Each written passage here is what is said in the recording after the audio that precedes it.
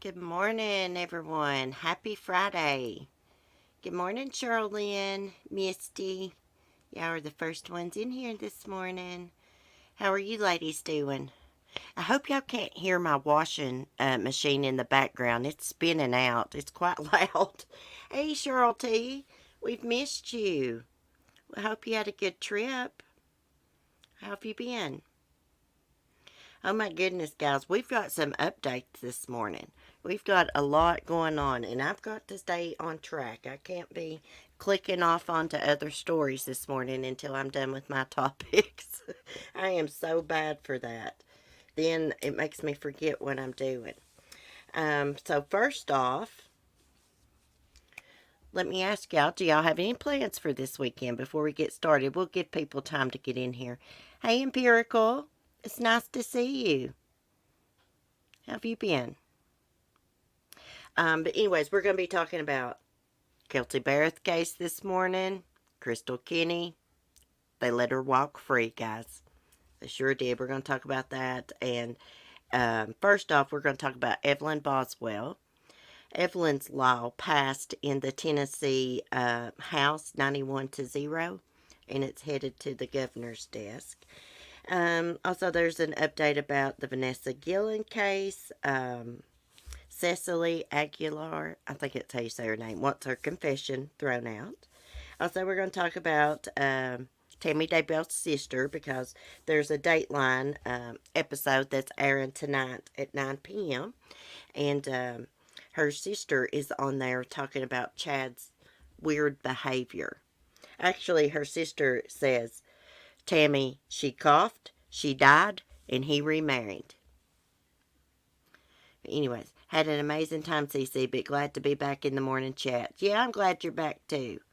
I've missed you. There's a couple people I've been missing.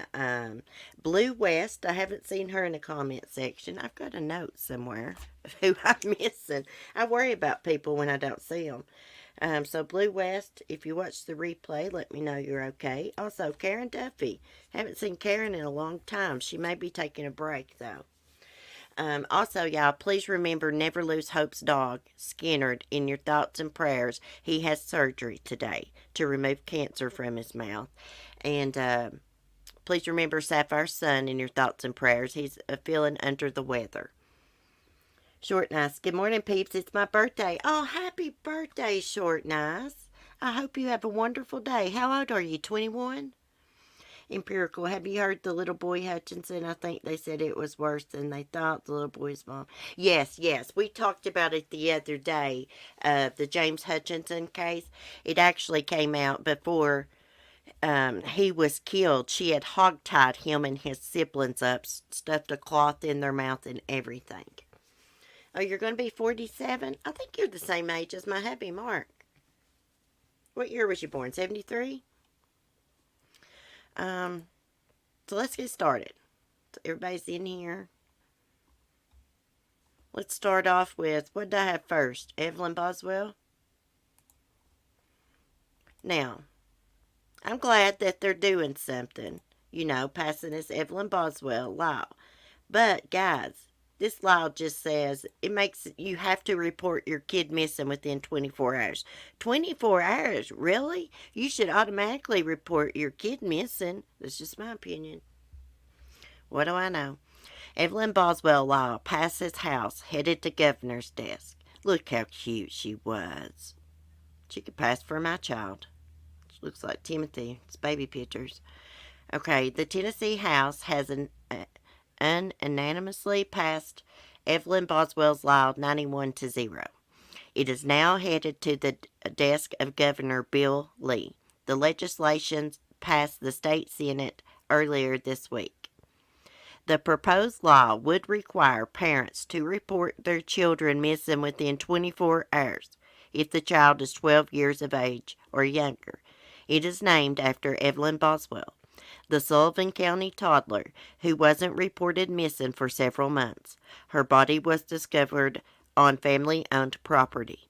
Evelyn's mother, Megan Boswell, is charged with murder, child abuse, child neglect, and other charges. She's got about 19 charges total. Is that the end of it? Oh, yeah. That's all it said about it.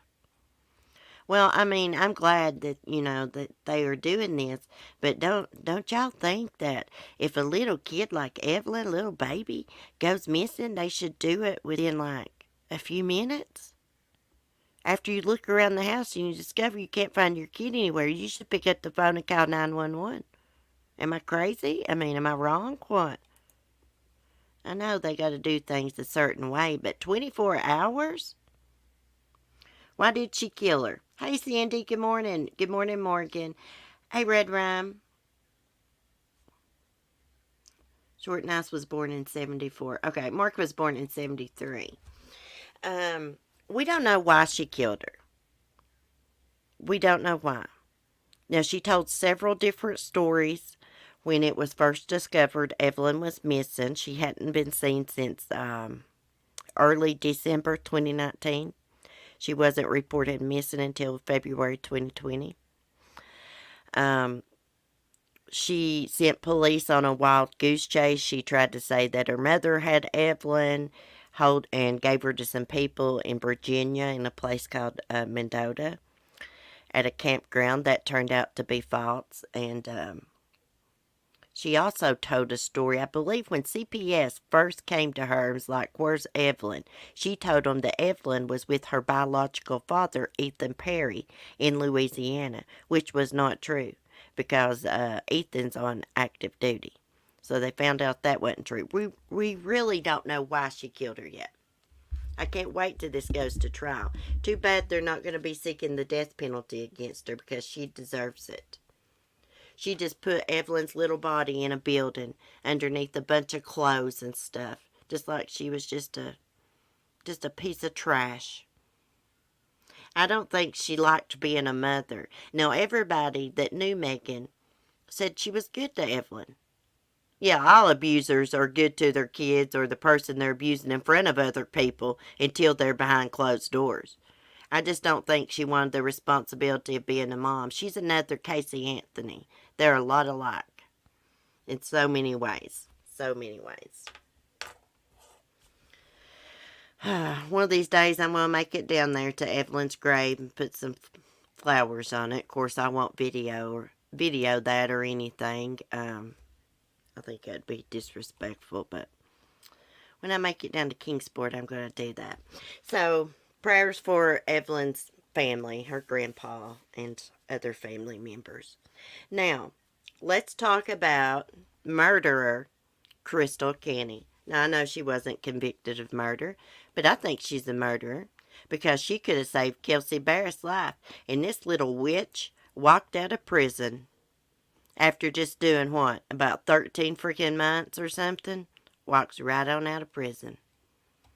Mm-mm-mm. She got by with murder, guys. She really did. The prosecution, they said they made a deal with the devil. That's for sure. They sure did. It's the devil's daughter right here. No remorse whatsoever. Kelsey Berreth's daughter has to grow up without a mom. Her dad's in prison, convicted of killing her mom. Imagine having to sit down a child and tell them that when they get old enough to understand. They'll be asking questions. Hey, why do I live with my grandma and grandpa? Where's my mom and dad at? I mean, what do you tell a kid?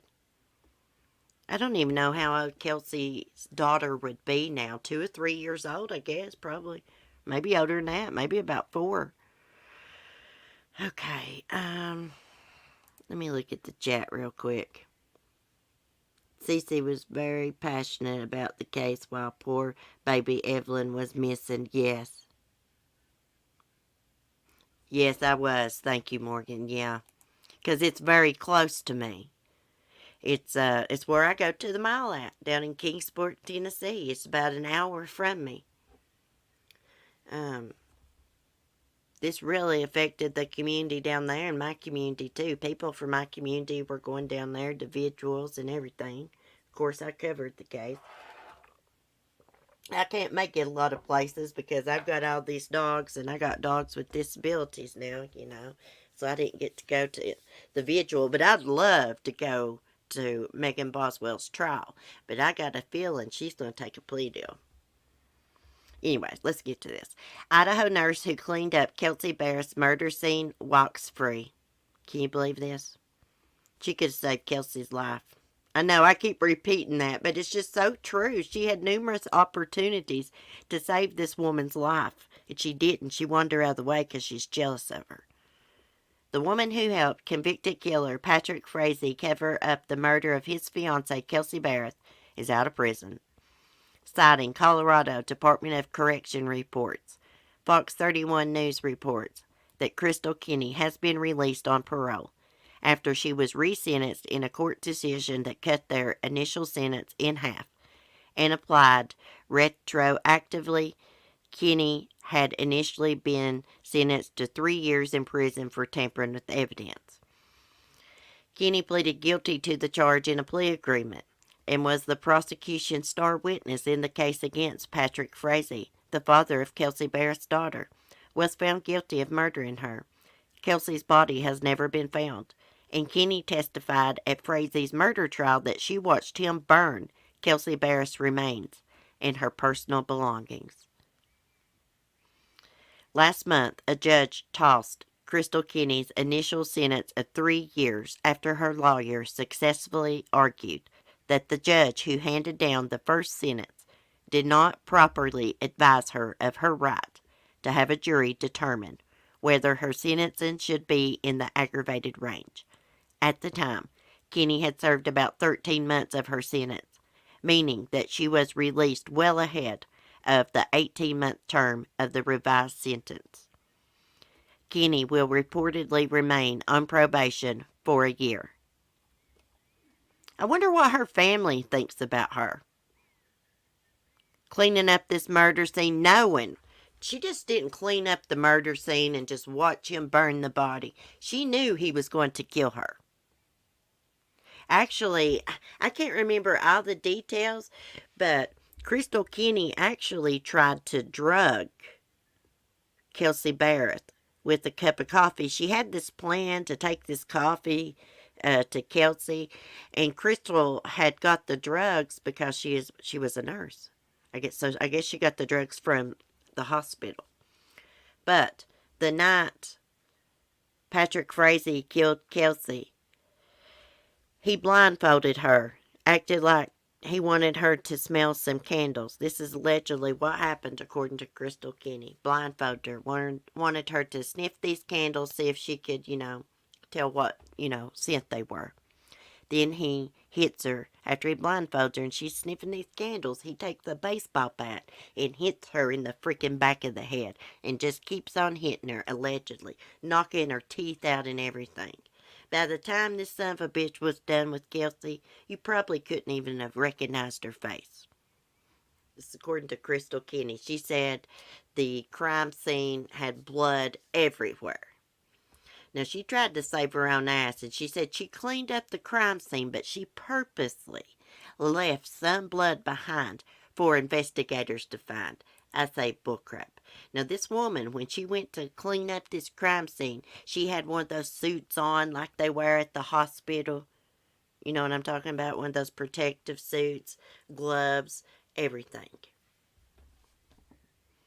Here's a strange thing. Investigators had searched that apartment, and then Kelsey's family came there to stay, and one of them was in the bathroom, and they looked down on the toilet, like the base of the toilet, and there was some blood. So they called investigators. They tested that blood, and it was Kelsey's blood. These people are monsters. While he was beating Kelsey to death, their daughter was in another room in a playpen. He is a cold-hearted son of a bitch. And allegedly, he used to be mean to animals.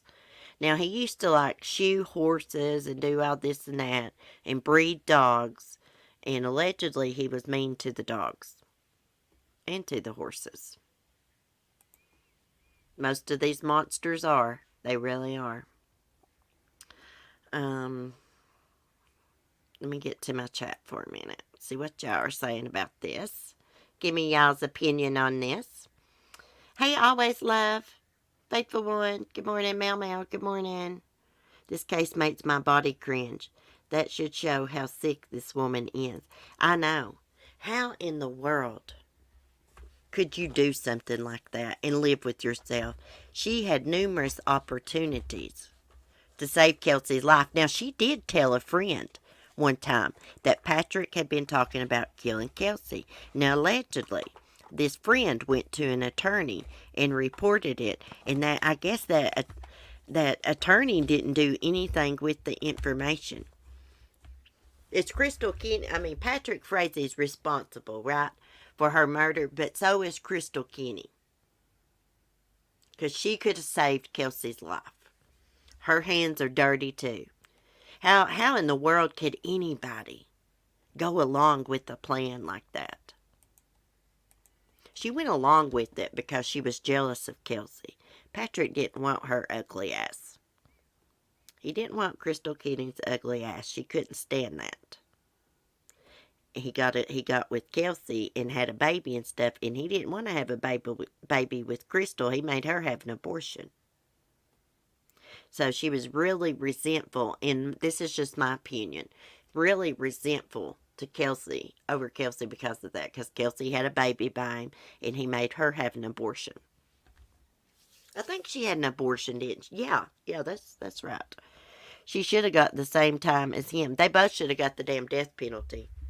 But hell, Colorado's got the death penalty, but they haven't executed anybody in a long, long time. Hey, Karma's going to catch up with her. Hey, Natalie. It's my girl, Natalie. I love Natalie. She's awesome. She's cool beans. Anyways, imagine how Kelsey's family feels right now. This weirdo just walking out. She got by with murder. She got by with murder. Talking about weirdos and murders. Who's next? Vanessa Guillen case. Now this weirdo, not Vanessa Guillen, I'm not calling her a weirdo, I'm talking about the suspect is a weirdo, wants her confession thrown out. Now allegedly, she didn't participate in Vanessa's murder, but she did participate in dismembering Vanessa Guillen. Beautiful, beautiful young lady. I can see why she's jealous of her. She looks like shit. Vanessa's beautiful. I'm sorry, I say things about people's looks, but these weirdos, I don't got no respect for them. Other people, I don't say things like that about. For the record. Okay. A Texas woman behind bars for allegedly helping her boyfriend dispose of Vanessa Guillen's remains now claims that her rights were violated when authorities questioned her. Really? Your rights were violated? What about Vanessa's rights? When your boyfriend bashed her head in.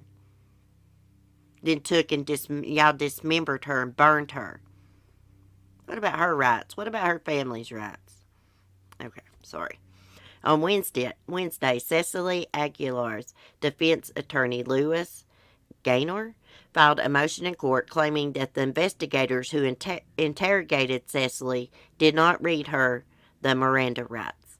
The lawyer also accused the investigators of taking Cecily's phone away from her while interviewing her in a windowless room at the U.S. Army Criminal Investigation Command Office in Gillen, Texas.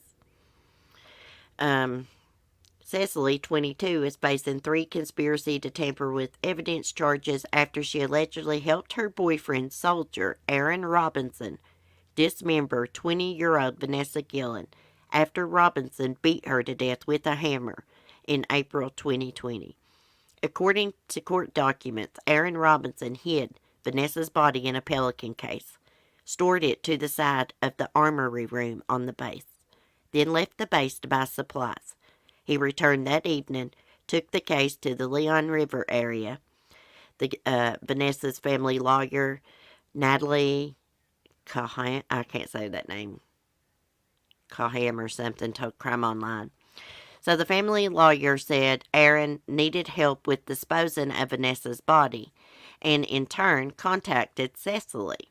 Both Robinson and Cecily arrived to the Leon River, then used a machete to hack up Vanessa's body. Sick. It takes a sick individual to do that. On April 26, 2020, the suspects returned to the river wearing hairnets and gloves. They used cement to encase Vanessa's body parts and excuse me, and lime rocks to get rid of the evidence. They buried the hairnets and gloves at the crime scene. That was so stupid, according to the criminal complaint. Then drove home, burned the clothes they were wearing that day. They are the world's dumbest criminals, thank God they are. They buried the hairnets and gloves with their DNA at the crime scene. Then went home and burned their clothes. Freaking idiots. Vanessa's sister, Myra, was arriving at the base while looking for her sister while they were dismembering Vanessa's body.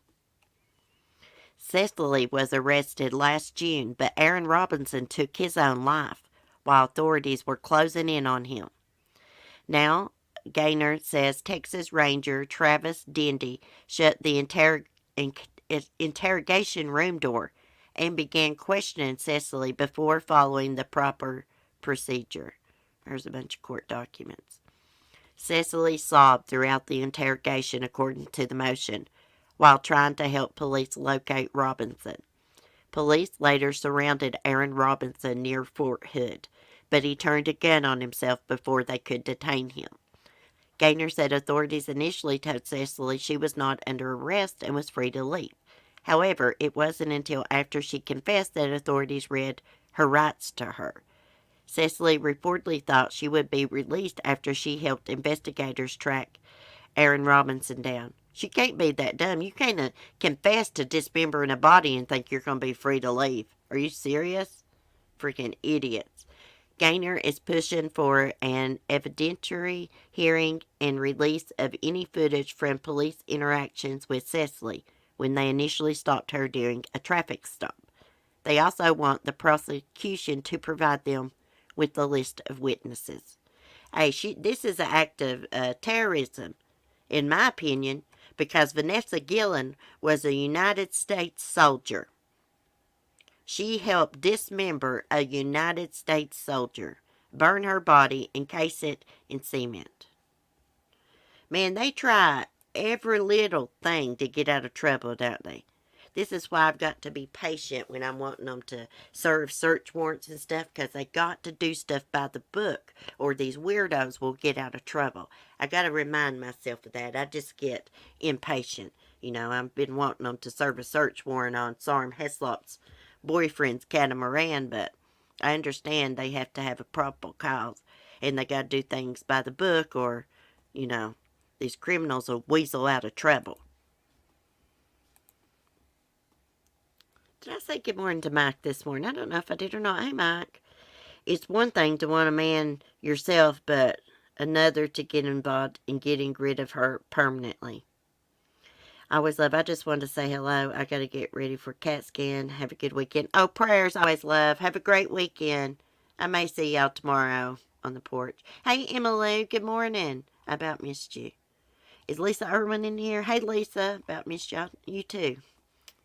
I'm getting all tore up over these cases and I can't talk. I get tongue-tied. So hopefully this confession is not thrown out. Let's remember Vanessa's family and friends in our prayers. Lord knows they need all the prayers they can get, what they've been through. Can you imagine that being your child? Knowing someone beat your child to death with a freaking hammer and then dismembered her body, burn her, encased what was left in cement. Just imagine that for a moment. I can't even imagine what they're going through. These people should not be breathing our good air. Oh, I know it. They should have another name for these idiots instead of blaming mental illnesses. Lots of people have issues and don't kill people. They need a new category. Yeah. Yeah, that's what I always say, because I have mental health issues. And let me tell you something. I've had nervous breakdowns and everything. But I've never thought of harming anyone else or taking it out on anyone else. I always just beat my own self up about it, you know. But Like, it's no excuse.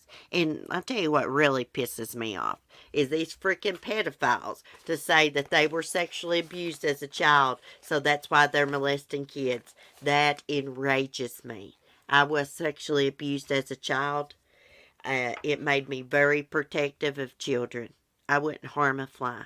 It made me, like, want to advocate for children. I'm very protective over my son. I always ask him questions. I always just want him to know, hey, if anybody ever does anything, you tell me. I will believe you. But anyways, it pisses me off when they use that as an excuse. Okay, let's read this. Let's look at these two weirdos and their downward smiles. That's called the monster smile. That's what I'm naming it. This is the monster smile. The smile of evil. Look at her eyes. You won't be wearing any more mascara like that, little lady. Okay, I can't stand Hoary Lori. Chad Daybell's former sister-in-law was shocked and felt betrayed when he married cult mom Lori Vallow less than 3 weeks after Tammy Daybell's death. I'm going to try to say this lady's name. I think it's Gawilliam. I don't know. Samantha Gawilliam, Tammy Daybell's sister, was one of several insiders who will speak with Dateline NBC. The case that involves the disappearance and death of 2 of Lori Vallow's children, 17-year-old Tylee Ryan, 7-year-old JJ Vallow, and the deaths of several spouses and the quick marriage of Chad Daybell and Lori after his wife's sudden death. The children disappeared September 2019, but their mother did not report them missing. Tammy Daybell died October 19th, 2019. Chad Daybell and Lori Vallow exchanged vows on a Hawaiian beach 17 days later. Family members said Tammy Daybell had been in excellent health and had visited with her siblings and parents just 2 weeks before she died. Friends said she was training to run a marathon. I think why she went and visited her parents is Chad said that he had a vision. He talked to her dead grandmother, and her grandmother said for Tammy to go visit her siblings and parents. He's a complete moron. Chad said that she had been sick and had a coughing fit and passed away, Samantha said, recalling the phone call about the death of her sister. He sounded upset and devastated. I mean, I was crying and he was crying. It was a really hard moment. Oh, he was just faking. So there's Tammy's sister. I'm not going to play this video on my laptop. We're just going to listen to the audio because it's a Dateline thing. I don't want to get in trouble. I was shocked because at that point, Tammy had only been gone for a month, she said. I just thought, is the grief clouding his judgment? I mean, who goes and does that? It didn't make sense to me, and obviously I was really upset. 17 days, she thought, was too soon for anybody to get over my sister. Chad Daybell and Lori are awaiting trial on charges related to hiding the remains of JJ and Tylee, whose bodies were found buried on Chad Daybell's property in Salem, Idaho. No one has been charged with their deaths, and authorities are investigating whether the couple may have had something to do with Tammy Daybell's death. Chad refused to allow an autopsy, but authorities examined her body in December 2019, but have not released the results of the autopsy and toxicology reports. A string of other deaths have haunted the case, beginning with Lori's ex-husband Charles Vallow, who was shot dead by her brother Alex Cox in July 2019. Alex Cox died in December of that year, but an autopsy determined he died of natural causes. Investigators have reopened the investigation of Charles Vallow's death. At the time of Cox's death, the shooting had initially been ruled self-defense. Alex Cox was also under investigation for Tammy Daybell's death and was believed to have helped bury the children's bodies. Dateline NBC report Mommy Doomsday airs Friday at 9 p.m. Eastern Time. I'm going to try to watch that tonight. If not, I'm going to record it on the TV in the bedroom. Now let's listen to a little clip of Tammy Daybell's sister. Let me play it on my phone. Maybe if I just play the audio and not the video, I won't get in trouble. See if I can get it to play, that is. Hold on one second. I may have to refresh this because it's been laying here. It won't play. We'll just take a look at it on here. Crap on it. I was shocked because at that point, I mean, Tammy had only been gone for a month. And I just thought, is the grief clouding his judgment? I mean, who goes and does that? It didn't make sense to me. And obviously, I was really upset. You feel almost betrayed. Yeah. Yeah. Because I felt like that was too soon for anybody to get over my sister. She looks like Tammy. Okay. Let me stop playing that. I'll probably have to trim that out of my video. Watch and see. I hope the missing boy in that article further up isn't our next case. Oh, yeah, we're going to look at that. And I'm glad you pointed that out, Morgan. What else did I have to do? Okay, we done Evelyn, Kelsey, Vanessa, Chad. Okay, let's look at that 12-year-old boy. Because actually I did plan on taking a look at that. There's a bunch of other things, too. There was a little boy that was killed and burned in a fire pit. Let me get down. Oh, this is Richmond. This is Virginia. Let me get the ads took down here.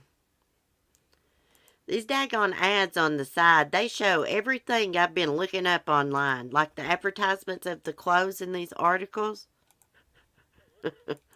They really track what all you look up online, don't they? I like that shirt. Okay, missing 12-year-old vanished 8 days ago. Isn't he a cute little feller?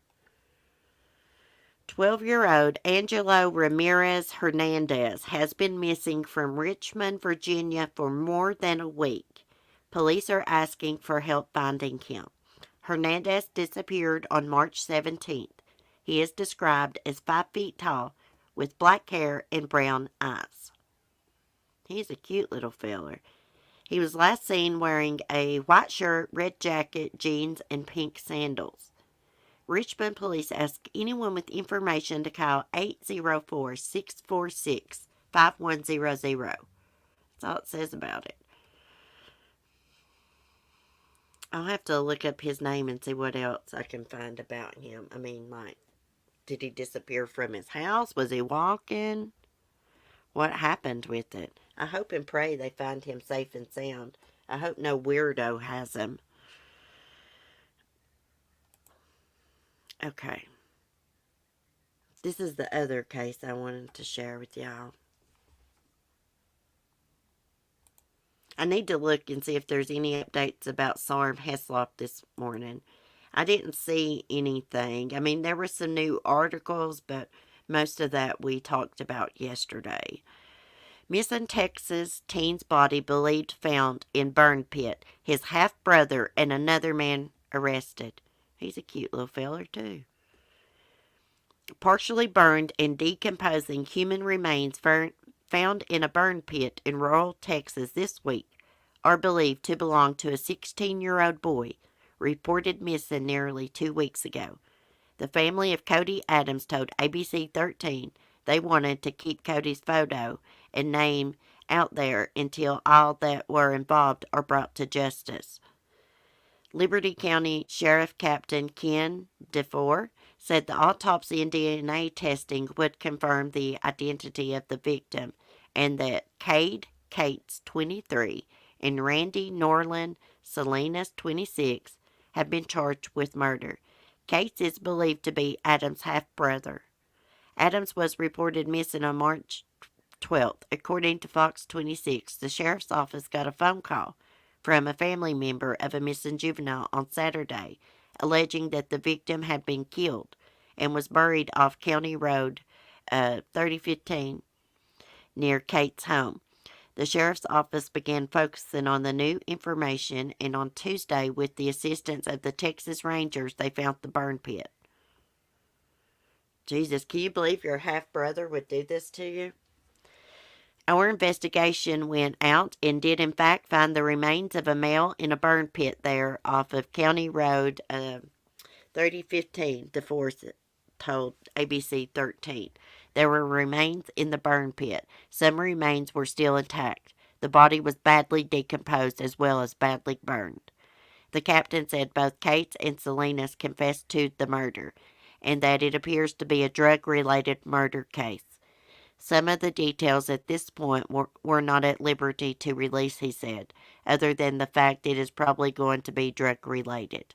Liberty County Sheriff's Criminal Investigation Division Captain Billy Knox told Fox 26 that Cates was initially arrested on a robbery warrant. Drug-related? This kid's only 16 years old.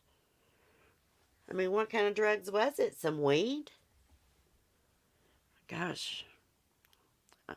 I'll never understand this. How anyone could kill their own freaking sibling over a little bit of drugs. Kill anybody over a little bit of drugs. Let's see, what else? Oh, there was this Florida mom. She glued a boxing glove to her hand and went to school and attacked a student, I guess, that had been arguing with her daughter. Hey, if anyone goes to school, attacks my son with the boxing glove, without a boxing glove, with anything, I'm going to be cuffed and stuffed because I'm going to beat the shit out of them. For real, you don't go attacking people's kids. Jesus Christ, get a grip, lady, and wash your freaking hair. You got enough oil on top of your head to fry a pan of freaking potatoes. Florida mom attacks daughter's classmate with boxing glove glued to her hand. They need a mental evaluation done on this weirdo freak. Attacking a kid over a little dispute. Kids fight and argue. It's just part of growing up. A Florida mom was arrested last week after getting into a fight with one of her daughter's classmates in a middle school cafeteria. Edith Riddle, 34, came to DuPont. Is it DuPont? I think that's what it's called. Middle school in Jacksonville for a meeting with the school's vice principal with the boxing glove on her hand. She told the school it was super glued to her wrist. What a freak. After the meeting, Riddle and her daughter walked through the school cafeteria rather than leaving and met up with the victim just outside. The police report said Riddle's daughter pushed the girl to the floor, threw punches of her own before Riddle began punching. Boy, she's a great mom. She's a great role model.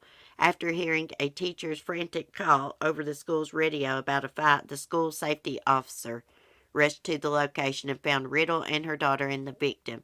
The victim had abrasions on her knees, forearms, the report said. The victim's parent came to the school where she told police she wanted to pursue criminal charges against Riddle. The parent took the girl to St. Vincent's Hospital for an evaluation. Riddle was charged with 1 count of child abuse with a personal special weapon. Why was she allowed in this school with that boxing glove? She should have been escorted off that property until she could come there appropriately, dressed appropriately, with no weapons. A boxing glove is a weapon in my mind. And she's teaching her daughter to fight. This is what I teach my son. Don't start nothing, but don't take nothing. You don't always have to fight when you're called to a fight. You don't always got to go fight. You can walk away, but I've taught my son to defend himself. But you don't go around just starting fights. Unless you're defending someone else for being bullied or something. That's what I teach my son. My kid's very respectful. She needs to learn to wash her hair. That's what she needs to learn to do. Stay off school property, freaking freak. Hold on a minute. I gotta look at the chat. I'm sorry, guys. Hey, Will. Oh my God, Cece, you are so damn funny. Jesus Christ. Look at that freaking hair. Freaking weirdo. I wonder what her daughter's hair looks like. I'd have took that boxing glove and rammed it up her ass when I'd done she'd hit my kid. I know violence is not the answer, guys, and, I don't want to act like a hick, but I'm just telling you, if someone harms my kid, I'm going to whoop their ass. That's just the way it is. Bad knee or no bad knee.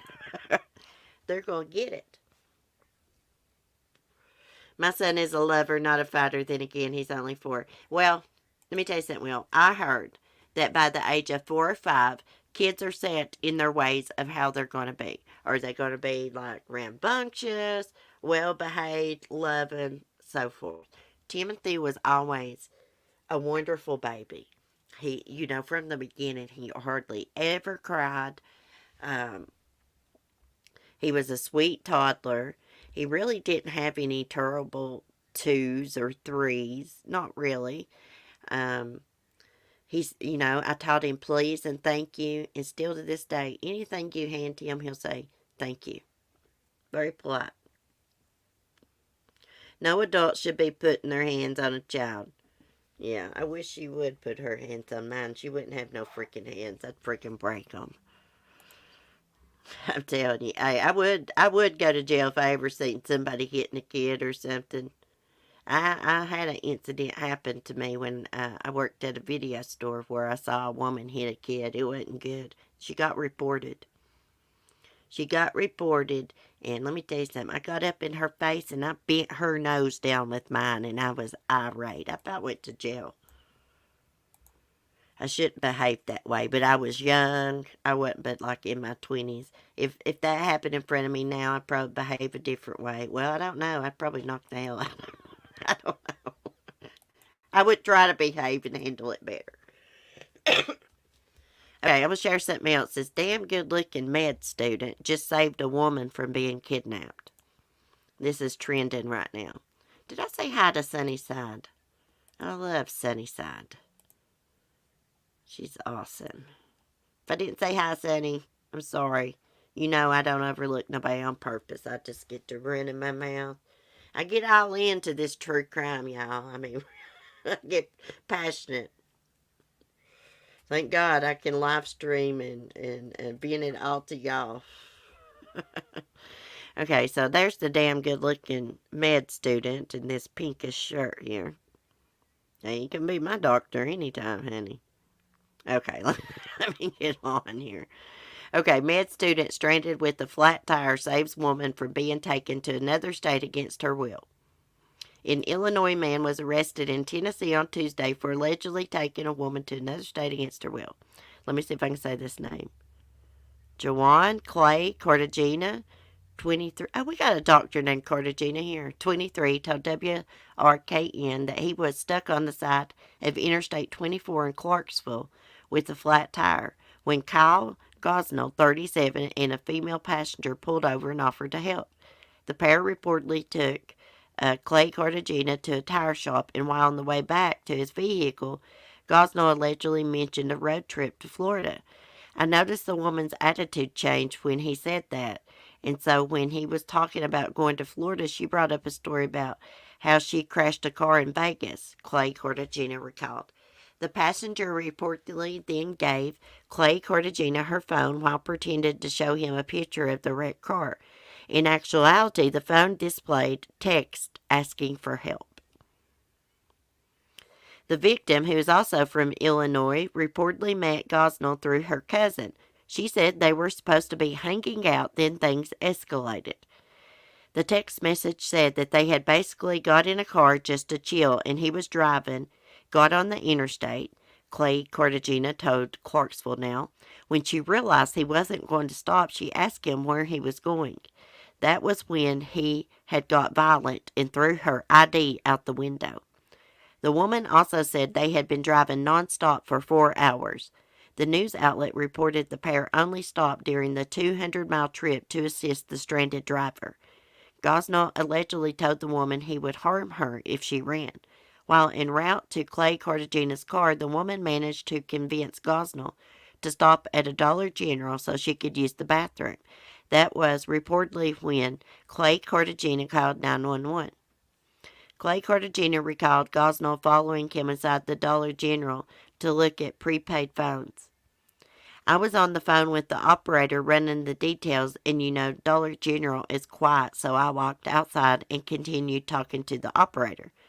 The news outlet reported that the woman had already abandoned the car and was running away by the time Clay Cartagena made it outside.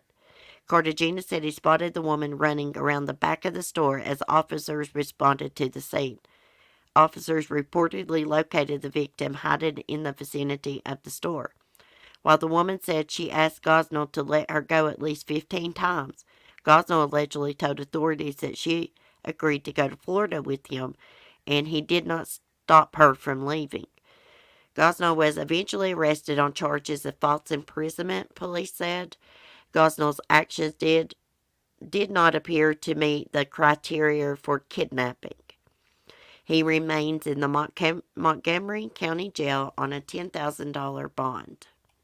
Damn, I can't talk this morning. Well, I think this guy was, who called 911? I'm confused about that. Because he was trying to add a prepaid phone card onto his phone. So she must have called 911 at some point or got someone to call 911 or something. I wonder why they pulled over to help him, though. I wonder if she convinced him to do that. He was probably going to kill her. He threw her ID out the window. Guys, please do not go hang out and meet up with people that you don't know. I don't care if your brother knows them, your cousin knows them, your sister knows them. It's not safe to do those types of things this day and time. You got to do things the safe way. Why stop to help someone while you're committing? I know, that's a little bit confusing. Hey, Kim A., good morning. It's good to see you. Damn, who would want to go hang out with that ugly son of a bitch anyways? Looks like a pure freaking hick to me. Now, I know, I'm a country person, and I get mad when people call me a hillbilly and stuff, right? But, hey, if the kettle's black, it's black. He looks like a hick to me. Cece, your dog looks like my pup. Aw, that's my Chloe bug, Kim A.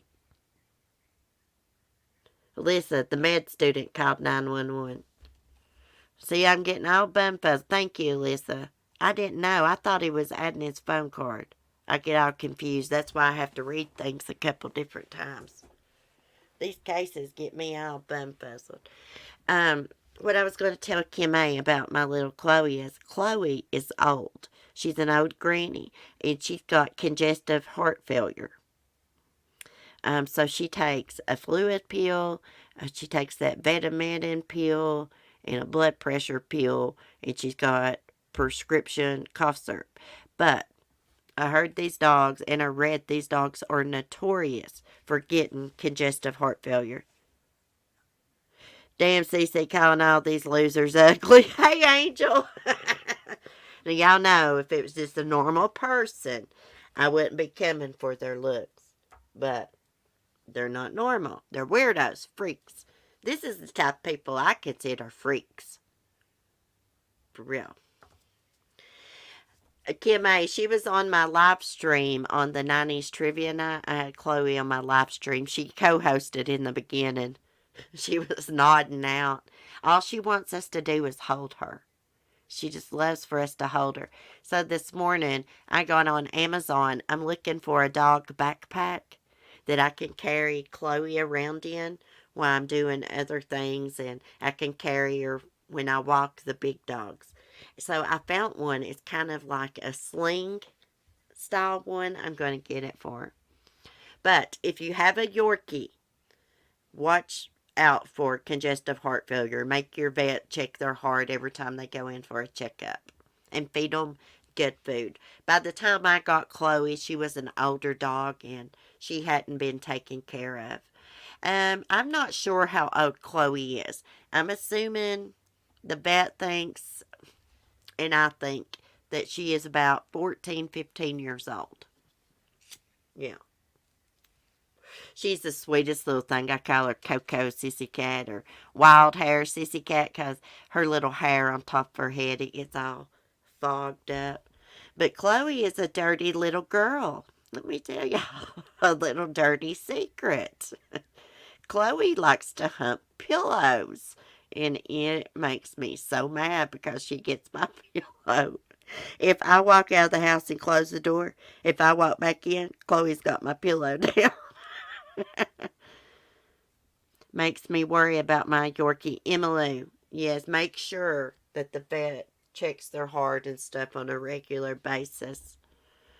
Mine is a Puggle Yorkie, so he has Yorkie in him. He has a lot of Yorkie traits. Yorkies are the best. I don't know about y'all's Yorkies, but my Yorkie likes to pee on scattered rugs. Yeah. She's always been notorious for peeing on any kind of like a little kitchen rug you got for your sink, peeing on it. So I've got these two rugs in front of my door. I got laminated floor and I just keep pee pads on them. Oh, thank you, Short Nice. She was Mark's granny's dog. Mark's uncle had gotten her from somebody. They didn't want her anymore. They had her thrown outside, covered in fleas. And anyways, she loved Granny Wilma, but Granny Wilma fed her bologna a lot, which was not good for her.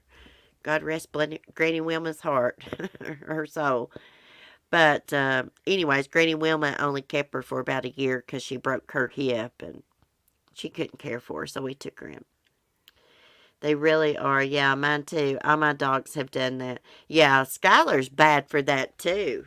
She is bad for that too, but I always go to Walmart and I buy that huge box of pee pads. There's like 50 of them for $10.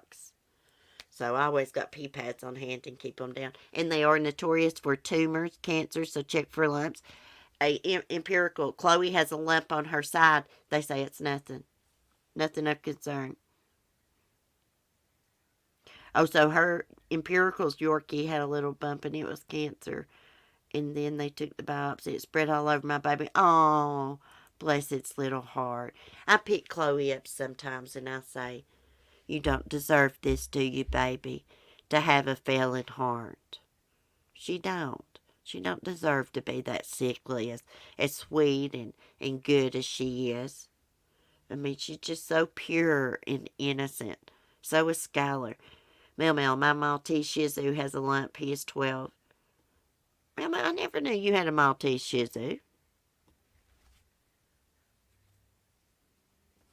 What does a pit bull and a Shih Tzu make? Here's y'all joke. What does a pit bull and a Shih Tzu make? Bullshit. I'm so corny, y'all. Uh-oh, speaking of Chloe, I hear her coughing. I'm going to have to get off here. She's going to have to... This is what happens when I give her only half a fluid pill in the mornings and a half in the evenings. Like the vet says, she coughs a lot. When I give her a whole fluid pill in the morning and the evening, she don't cough as much. But you have to watch doing that because she pees a lot and you have to watch her weight. You know. Yeah, I'm sorry too, Empirical. It's hard. I about worried myself to death over Smokey dying. My schnauzer. You know, he's went totally blind and stuff. And Mark's like, you're going to have to get a hold of yourself. Because I was obsessed over it, crying all the time. And he's like, imagine people that's got sick children, Celeste. And that straightened me up right there. I said, you're right. I know it could be worse. But these dogs are like my children. But I know human kids are different. I get it. I know. But anyways, he's not got any other symptoms. But he's fat as hell. I got 2 CC. I would love to have a Maltese. I wanted a Yorkie all my life and finally got one when I got Chloe. CC, I got Buddy and Millie. They are forever bombing my streams and videos. Damn, man, how did I not know that? How the hell did I not know that? We got to do a stream together, Mel. We got to have a game night. No, he didn't die, Natalie. I've been worrying about him dying. If he died, if any of my dogs die, I won't be on YouTube for a while, probably. I mean, it may help me come on and talk to you guys. Speaking of dogs dying, Mommy Mars' dog died a couple weeks ago. Prayers for her. She's been having a hard time with it. My dog had bladder stones. He had to be removed. Now he's on special food and spring water. You know, It's like I'm running a nursing home here. Here, me, Smokey, and Chloe, we all got to get straight up out of bed and take medicine. That's something that I like to do is like get my dog's medicine in them same time every day. That's all right, Natalie. I talk fast in my country slang and accent. You can't probably understand me. Mel Mel is hilarious. If y'all are not subscribed to Mel Mel's channel, check her out. She does a lot of comedy. She's one of those people that's naturally funny. No, he didn't die, Empirical. He didn't. I said I've been worrying about him dying. I've been obsessed over Smokey dying. And Mark told me, you got to get a hold of yourself, Celeste. It could be worse. There's people that's got sick kids. People that's got kids dying, And that straightened me up, even though I'm still worried about it. I'm not crying all the time. I procrastinate, Mark says, too much. Pets are awesome, but when they get sick and old, it's scary and very sad. And expensive, Kim A. Do you know how much money that I have spent since last year up until now? Probably $3,000 on vet bills and medication. Chloe's medicine is about $127 every month. We're not counting emergency vet visits and stuff, and Smokey too. I was so heartbroken. He was like my child. That's the way Smokey is. Me and Smokey, it's like our souls are bonded. Even though he's Mark's dog, you got to know where I'm at all the time. He's my baby. I call him the Colonel. If you ever hear me talking about the Colonel, it's Smokey. All my dogs have nicknames. Fuzzy Butt Bubba, Bubbles, the Colonel, Oscar, Oscar the Grouch. Actually, I bathed Smokey yesterday. Some good oatmeal soothing shampoo. Empirical, I'm so sorry about your dog. When I see or read, y'all saying things like that, I know it's coming for me one day too, guys. And I dread losing my dogs. I don't know if I'm going to get any more dogs after this, guys. After all my dogs are gone, which Ladybug and Skylar are just 4 and 5 years old. Well, wait, let me take that back. 5 and 6. No, he didn't die. No, he's not had any more seizures, but he takes a seizure pill every morning. It's a chewable.